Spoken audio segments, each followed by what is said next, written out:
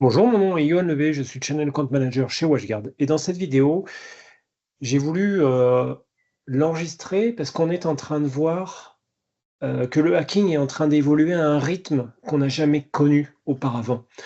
Et je voulais, par cette vidéo, vous expliquer ce qu'on est en train de voir qui change et comment mieux se protéger dans ce paysage du hacking mouvant. Pour ça, je vais utiliser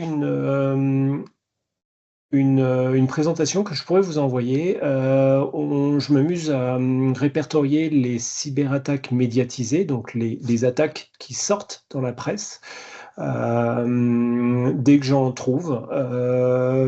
On avait pour habitude à ce qu'il y ait une vingtaine de cyberattaques en moyenne qui sortent dans la presse. Surtout, ce qui est intéressant, c'est que derrière, il y a les articles de presse correspondants et il y a plein, ou alors les communiqués de presse ou les infos qu'on a récupérées sur ces hacks-là. Et c'est intéressant parce qu'il y a tout un certain nombre d'articles de presse qui donnent plein d'infos sur la façon dont les hackers ont réalisé le hack. Et plus on les lit et plus on comprend ce qu'ils cherchent. Et quand on connaît son ennemi, on arrive à mieux le contrer. Ça, c'était notre habitude. Notre référentiel, c'était 20 à 30 cyberattaques médiatisées. Par moment, c'était même moins que ça. On tombait des fois à moins d'une dizaine de cyberattaques médiatisées en cours d'année, surtout cet été. Et le changement, il a eu lieu en fin d'année, où d'une vingtaine de cyberattaques médiatisées, en décembre, on est passé à 81.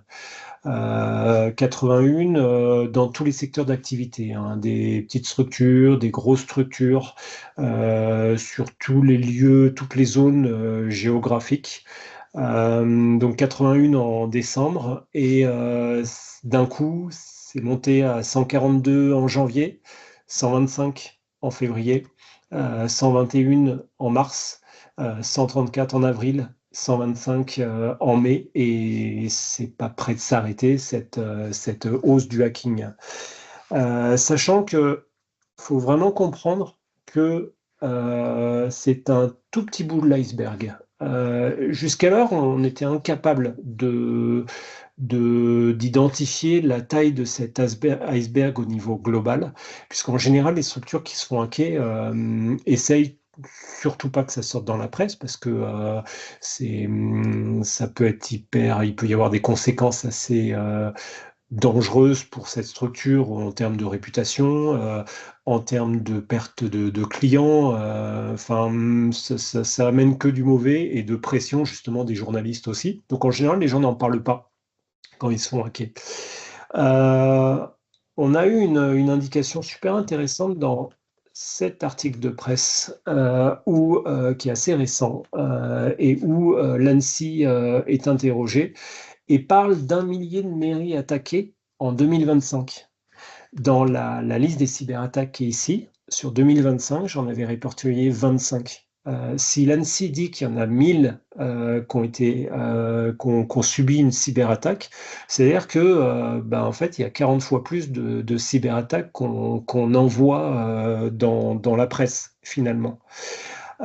Cette croissance du nombre de cyberattaques, elle s'explique, à mon sens, par plusieurs éléments. Déjà, on a eu un certain nombre quasi toutes les fédérations de sportives se sont fait hacker.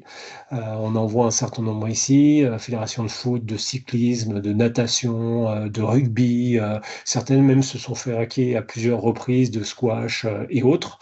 Au final, quasi toutes les fédérations françaises se sont fait hacker. Ça fait des moissons de données phénoménales. Je me suis amusé parmi les différents sites que j'utilise pour répertorier ce type de cyberattaque, il y en a un qui est très pratique, et celui-ci. J'enregistre cette vidéo le 12 juin 2026 et j'ai classé sur les différentes fuites de données celles qui correspondent à plus d'1 million de personnes.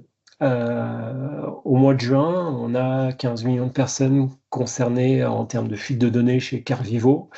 34 millions sur le dossier médical partagé, 5,9 millions pour Atoll, etc., etc. Almeris, 15,5 millions, Bouygues Télécom, 4,5 millions, EasyCash, 17 millions.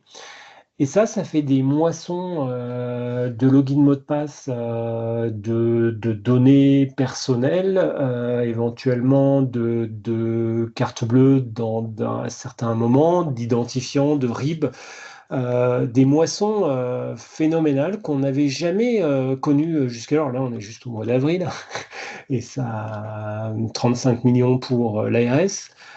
Et ça continue, ça continue, ça continue pendant des pages. Ce qui fait que ça a fait une grosse évolution, c'est que on se retrouve maintenant avec des bases de hacks, de concaténation de tous ces hacks qui ont été réalisés. Par exemple, celui-ci, c'est une personne qui vend une concaténation de 234 hacks et fuites de données. Toute la population française, hein, finalement, qui est concernée par ce type de hack, avec des hacks qui datent, mais il y a aussi un certain nombre de hacks très récents. On les voit ici, des CGLIM, CHU de Lille, de France Travail, etc., etc., etc. Et ça change la donne, en fait. Ça change la donne pour plusieurs conséquences. C'est que il y a eu tellement de hacks, de fuites de données, que déjà une chose, c'est que ça fait des bases qui sont extrêmement complètes et d'une telle richesse que il y a une grande problématique en termes de login mot de passe, c'est que beaucoup de personnes n'utilisent pas de gestionnaire de mot de passe et ont tendance à réutiliser sans cesse les mêmes logins mot de passe, enfin les mêmes mots de passe sur quasi tous les outils qu'ils utilisent. Souvent, quand j'en parle aux personnes, ils me disent non, non, mais moi j'ai un truc hyper malin, j'ai un algorithme. Et quand on creuse, ils nous disent ouais, SNCF, c'est je mets un S majuscule devant mon mot de passe. Free, c'est un F majuscule. Gmail, c'est un G majuscule. Et donc, quand ils me disent ce genre de choses, je rigole parce que, bah, typiquement, c'est le premier truc que va chercher un hacker quand il récupère un mot de passe, de voir justement une logique. Et bah, dans ce type de hack, quand vous avez une personne où c'est son mot de passe dans une trentaine, par exemple, de hacks différents et qu'on voit ce changement de lettre au début, bah, c'est du pain béni pour un hacker. Et donc, ça veut dire que là, il va essayer de rentrer sur un maximum d'outils de la vie perso de cette personne et ensuite aller identifier la société dans laquelle cette personne travaille pour essayer de rentrer dans cette société. C'est le premier élément. Et donc, bah, ce nombre de cyberattaques ne peut que croître au fur et à mesure de l'utilisation de ces différentes bases. Et le deuxième élément, c'est que on arrive sur une volumétrie de données hackées suite à des fuites de données disponibles que la donnée ne vaut plus rien. Cette base, elle vaut 5 000 $. J'en parlais l'autre fois à des personnes, je disais, ah, 5 000 $, c'est quand même une somme. Mais non, c'est des cacahuètes. Quelqu'un qui se récupère une base de la population mondiale de la population française pour 5 000 $, c'est rien du tout parce que en un hack, c'est rentabilisé et c'est du pain béni en fait pour des hackers. Et c'est surtout, ça veut dire que le hacking évolue dans le sens où bah, de la fuite de données ne paye plus en termes de hacking pour ceux qui créent ces bases. Donc ça veut dire qu'on est en train de voir un déplacement du hacking, où il va y avoir moins de fuites de données sur les mois à venir, mais beaucoup plus de hacks, d'intrusion dans des structures privées, publiques, de toute taille, avec pour objectif de faire un peu de ransomware, mais beaucoup de fuites de données internes à la société en vue de rançonner les structures, dans le sens où une structure qui finalement ne veut pas payer la rançon parce qu'elle a un bon système de sauvegarde, parce qu'elle a de la réplication, elle a tout un certain nombre de mécanismes qui permettent, si elle se fait hacker, de restaurer ses données et de repartir en une journée ou 2 journées. En plus, tout le monde déconseille de payer la rançon, que ce soit l'ANSSI, les gendarmes, beaucoup de personnes déconseillent de payer une rançon. Donc, c'est vrai que le taux de personnes qui payent la rançon diminue. Donc, ce que font les hackers, c'est que le plus discrètement possible, ils récupèrent des données d'entreprise et ensuite ils mettent la pression, ils mettent un petit ransomware quand même pour la route, et ensuite ils mettent la pression à la société en demandant une rançon justement pour ne pas publier ces données. Sauf qu'en général, quand c'est des données critiques de société, c'est des savoir-faire, c'est des bases clients, c'est des données hyper critiques pour une société qui ne doivent surtout pas sortir. Donc c'est l'évolution qu'on est en train de voir en termes de hacking. Comment faire pour se protéger par rapport à ça? Déjà, pour replacer les choses, qui on est WatchGuard, on est un constructeur de solutions de sécurité. On a commencé par les firewalls, on a ajouté après les bornes Wi-Fi sécurisées, du MFA, la partie endpoint avec un certain nombre de modules additionnels.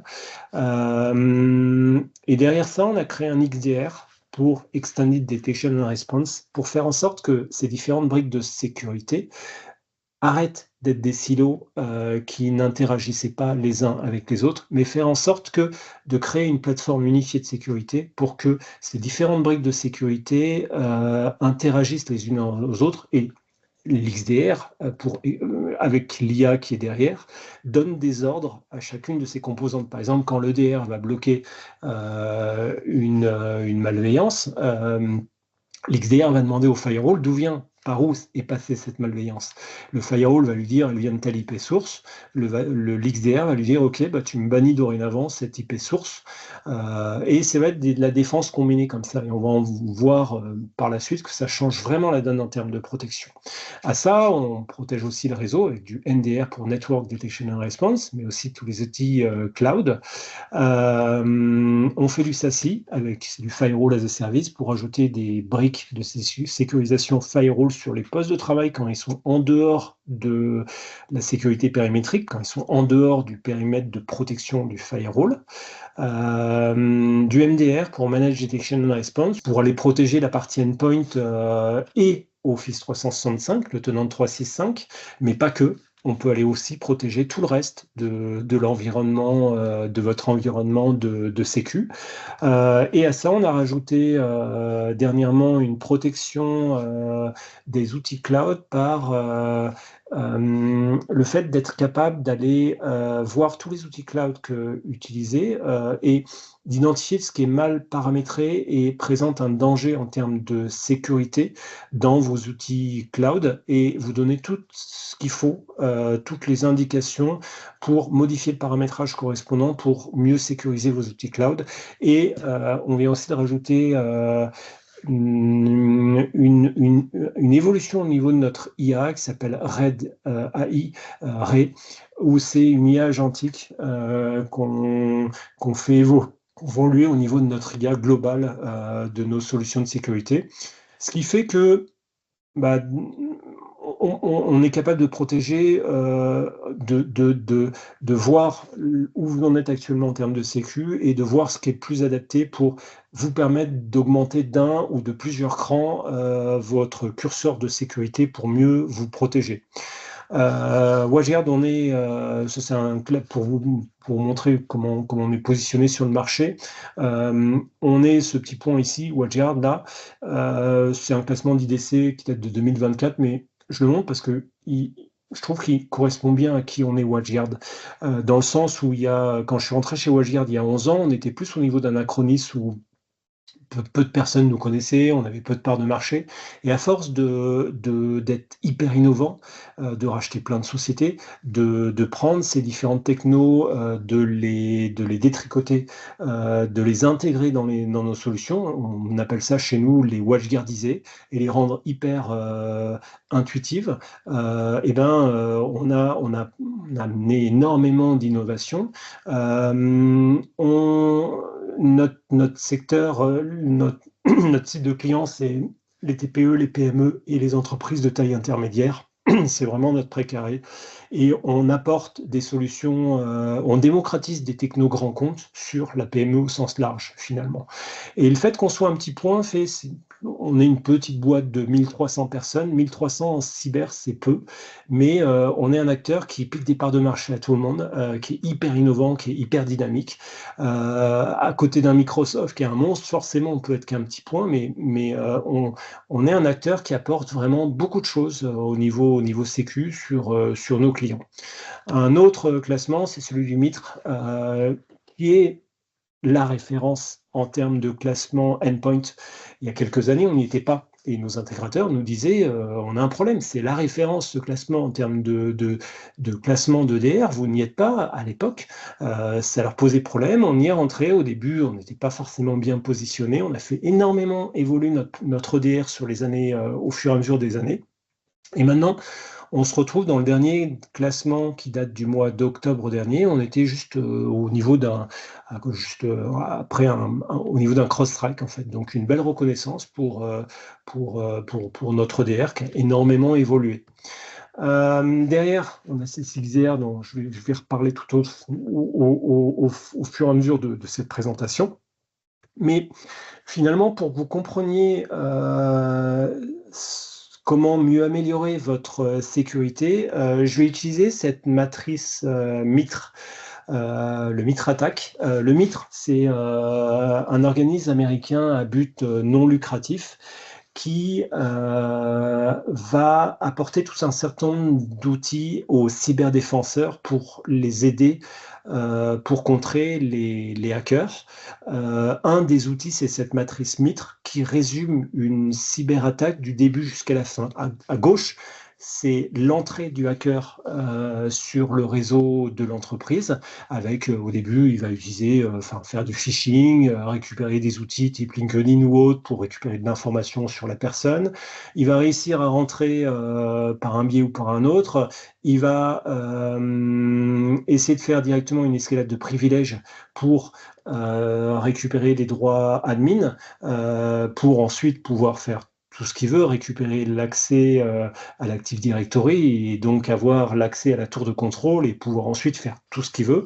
Il va désactiver l'EDR ou l'antivirus existant client, il va faire une découverte réseau, il fait des mouvements latéraux, il va utiliser un certain nombre des sites de command and control pour récupérer un certain nombre d'outils pour aller faire de la malveillance, il va exfiltrer les données pour mettre justement la pression et voire pour revendre ces données sur des forums russes par exemple à des concurrents qui pourraient être intéressés par ce type de données et chiffrer toute ou partie de la structure, effacer les sauvegardes, mettre la société en arrêt de production partiel ou total.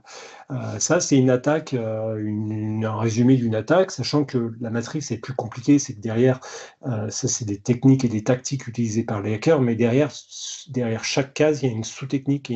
Par exemple, si dans la vie courante, on avait le vol de sac à main, ça serait une de ces cases, et ben, il y aurait des sous-techniques, il y aurait le vol de sac à main en fracturant une vitre de voiture, le vol de sac à main en rentrant dans un appartement, le vol de sac à main en bousculant une vieille dame dans la rue, etc., etc. Donc les techniques et les tactiques et les sous-techniques. On a fait du coloriage pour expliquer comment nos technos chez WatchGuard vont permettre de sécuriser votre infrastructure. Et les firewalls, on l'a colorié en rouge. C'est un petit nombre de cases, mais qui est critique, important, et dont on ne peut pas se passer. On a fait la même chose sur le DR. Et si vous voyez là et là, bah, c'est pas les mêmes cases finalement. Et finalement, c'est ce qu'on essaie depuis des années d'expliquer, c'est que en sécu, on fait du multicouche. C'est différentes briques de sécurité qui ne protègent pas des mêmes choses. La partie MFA est là. Ça ne protège pas les mêmes choses et ces briques combinées font une super protection. Et là, cette slide n'est même pas juste parce que c'est marqué XDR, mais on n'est pas encore dans l'XDR réellement. C'est juste ces 3 briques de sécurité combinées, ce qu'elles vont faire. Le code couleur est le suivant, c'est qu'en rouge, c'est une techno WatchGuard qui va protéger contre cette attaque. En orange, c'est 2 techno WatchGuard et en vert, c'est 3 techno WatchGuard. Le bleu, c'est une erreur. Chaque fois, j'oublie de modifier cette couleur, mais ça, c'est une erreur. Et finalement, il faut voir cette matrice Mitre comme une marelle quand on était gamin et qu'on dessinait dans la cour d'école cette marelle à la craie. Et ben, avec nos technos, c'est comme si la marelle, on allait cramer les cases. Et le hacker, il ne peut pas passer par ces différentes techniques tactiques, ou alors ça le limite, ça lui pose des gros problèmes. Et pour avancer dans son attaque, il est obligé de faire un grand pas en avant, puis encore un autre, puis encore un autre, et son attaque devient un parcours du combattant. Et là, on est vraiment dans la cyberdéfense et une notion que moi j'appelle le cyberégoïsme. C'est faire en sorte que, en ayant rajouté ces technos de sécurisation les unes en dessous des autres, en termes de filtre, le hacker, son attaque devient tellement compliquée que il galère pour avancer dans son attaque. Son attaque, il trouvera toujours un biais pour rentrer, pour mettre à genoux l'entreprise. Quelqu'un de motivé mettra peut-être très longtemps, mais il y arrivera. Il trouvera toujours un truc qui est mal paramétré quelque part, dans lequel il va s'engouffrer. Mais cette attaque, elle va durer des jours et des jours et des jours et des jours, sauf que les hackers, la plupart, ils utilisent des outils de hacking as a service qui louent à des groupes de hackers qui leur proposent toute l'infrastructure correspondante pour faire leur hack. Et ces structures, ces outils de hacking as a service coûtent cher, très cher. Et ça veut dire que les hackers doivent les rentabiliser. Et ça veut dire qu'ils ne peuvent pas se permettre de rester une semaine sur une attaque. Et même si rester une semaine sur une attaque, le problème c'est que à la fin, ils sont même pas sûrs de pouvoir exfiltrer les données, ils sont même pas sûrs de pouvoir récupérer une rançon. Peut-être que le système de backup est tellement bien que la structure va remonter tous ses serveurs super vite, avoir un arrêt de service super court. Et donc, pour ces raisons, un hacker, quand il arrive dans un tel contexte, l'entreprise est trop bien sécurisée. Il regarde la structure d'à côté et il voit que le firewall, il voit que c'est une porte en plastique qui va défoncer d'un coup d'épaule. Il rigole et il vous a déjà oublié et il est passé sur l'entreprise d'à côté et en une demi-heure, il est rentré dans l'entreprise. Et c'est ça, en fait, la cyberdéfense, c'est faire en sorte que l'assaillant galère tellement que en fait il aille hacker le voisin finalement. Sachant que dans nos technos, on a des points différenciants qui sont uniques et qui apportent une vraie sécurisation additionnelle par rapport à plein d'outils du marché. Quelques éléments en vrac. Par exemple, notre EDR, la plupart des EDR du marché, ils vont catégoriser tout ce qui est malveillant et ce qui est légitime par une IA. Nous aussi, évidemment, qu'on va faire ça. Pour info, notre EDR, avec cette couche d'IA, on a en statistique le fait que notre IA comprend 99,98% du code qui arrive sur un poste ou sur un serveur. 99,98% de compréhension, c'est déjà un gain énorme par rapport à un antivirus, où actuellement, l'antivirus, on est tombé à 12 à 20% de compréhension et de blocage. Donc l'antivirus, ça devient une passoire qui sert à rien, qui sert plus à grand-chose, qu'il faut remplacer absolument par un EDR. Il y a encore trop de hacks qui viennent d'une structure qui n'est pas équipée d'une solution, d'un EDR. En tout cas, nous, nos statistiques, c'est 99,98% de compréhension par notre IA.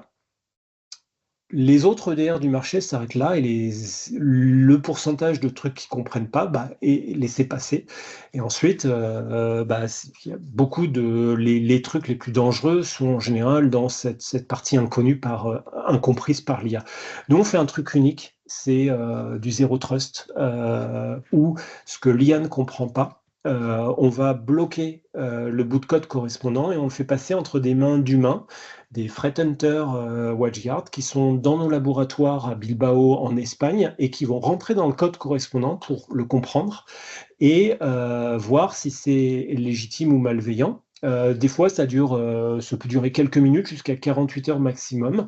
Et là, après cette période, dès qu'ils ont vu, des fois c'est 48 heures parce que le code est bizarre, il n'est pas logique, l'IA ne le comprenait pas. Par exemple, quand un développeur a pris plein de code directement sur Internet, l'a intégré dans son soft, forcément l'IA, il y a plein de choses qu'elle ne va pas comprendre, qui ne sont pas logiques. Nos humains, nos threat hunters, ils vont analyser ça, et s'ils voient que c'est juste illogique, mais qu'il n'y a pas de malveillance, ils vont le libérer. S'ils voient qu'il y a de la malveillance, ils vont le bloquer. Et dans tous les cas de figure, ce qu'ils vont faire, c'est qu'ils vont nourrir notre IA avec ses conclusions d'analyse, ce qui fait qu'une IA qu'on nourrit en permanence devient hyper pertinente. C'est pour ça qu'on arrive à ces 99,98% de compréhension de base sur l'IA. Et surtout, une chose, c'est que cette classification, elle n'est pas figée. Si le bout de code fait rien de malveillant pendant X mois et qu'au bout de 6 mois, il commence à faire de la malveillance, on repart en blocage et analyse par les threat hunters. Et là, ça va être catégorisé comme une malveillance. Et entre-temps, vous n'avez pas pris cette saleté. C'est unique sur le marché d'avoir ce zéro trust et ce threat hunting. Nos concurrents s'arrêtent là. On a aussi une version comme ça qui s'arrête là pour ceux qui vraiment cherchent à avoir un EDR à pas cher. En général, on conseille quand même d'aller plutôt vers ça. L'offre de MDR pour Managed Detection and Response qu'on peut ajouter en plus, c'est un service 24/24, 7/7 de chasse aux signaux faibles, ce que l'EDR ne peut pas bloquer parce que on passe en dessous des radars, comme par exemple à 3 heures du matin, quelqu'un qui se connecte avec votre login mot de passe sur une session TSE, vous pouvez très bien être insomniaque, un EDR ne peut pas bloquer ça, et se connecte sur un site bulgare pour récupérer un outil de prise de main à distance et l'installer sur votre session TSE. Tout ça mis bout à bout, un humain, nos threat hunters qui sont derrière les écrans, voient ça et trouvent ça et se rendent compte qu'une attaque est en train d'avoir lieu et vont bloquer votre session TSE pour arrêter l'attaque et envoyer un rapport en expliquant tout ce qui est à faire en termes de remédiation le lendemain, de vérification puis de remédiation le lendemain matin pour nettoyer les choses et virer l'assaillant. Ça, on peut le faire sur notre EDR et sur la partie Office 365 de base, ce qui permet de de protéger. Il y a plein de saletés qui viennent d'un tenant de 365 et ça permet d'améliorer énormément votre sécurité, d'avoir cette sécurisation, cette surveillance proactive en permanence et avec accès à un portail pour savoir exactement ce qui se passe, rentrer dans chaque élément et être capable même d'échanger avec nos threat hunters directement dans la console. Donc de base, c'est notre EDR et la partie tenante 365, mais on peut aussi l'étendre avec les firewall WatchGuard, avec la partie MFA, avec même des solutions tierces. On peut sécuriser toute votre infrastructure en termes de MDR par ce biais-là. La partie 365 est assez rare sur le marché et c'est vraiment un outil qui permet d'aller loin en termes de protection de votre infrastructure.